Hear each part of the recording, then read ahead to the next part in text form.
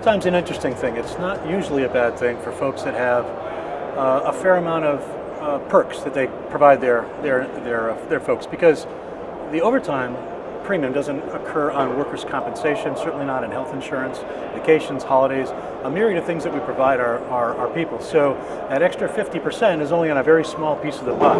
The other thing that most people forget to consider is that the amount of time that we actually get to bill folks for our time is nowhere near the 2,080 hours we have on their time cards.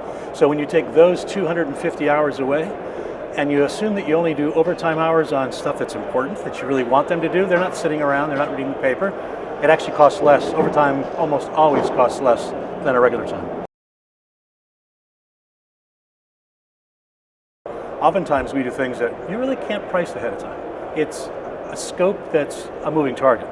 And so you just pick an hourly rate, which usually should be fairly exorbitant, and then a minimal rate on, say, materials and subcontractor markup that's acceptable to the client. Because most change orders typically are labor intensive, because you have to sort of change schedules and go out and buy things that would normally be deliverable. I mean, it usually interrupts the job.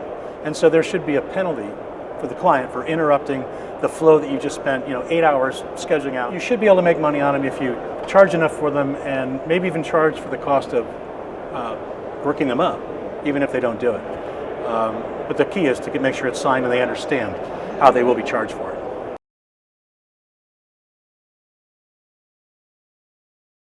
When you're first in business and you don't have a good sense of what things really cost and how long it takes you to do something, and you're either depending on what the market will bear or what the last idiot who walked in there gave as a price, and you're like, well, I got to be competitive to that, you're pretty much going to have to do some work at time and material so that you can make sure that you don't have slippage, where your guess is so far wrong that you actually end up going out of business. But time and material literally sets your entire pricing schedule, and the argument about how long you were there, I would use it for 3 or 4 things. One is, if you asked me to take this wall down in a commercial building, which I had nothing to do with building and don't really understand how they built it, I'd want to do that time and material.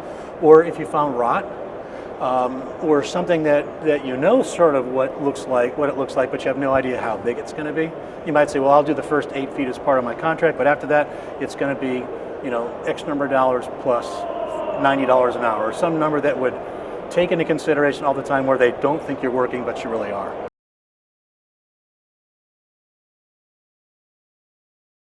The biggest problem I see in contractors is they think that because they have an accountant, that they actually have someone who's looking after their best interests. The accountant is just making sure you don't go to jail for not paying your taxes on time. You should have someone who is responsible for the day-to-day look at the books.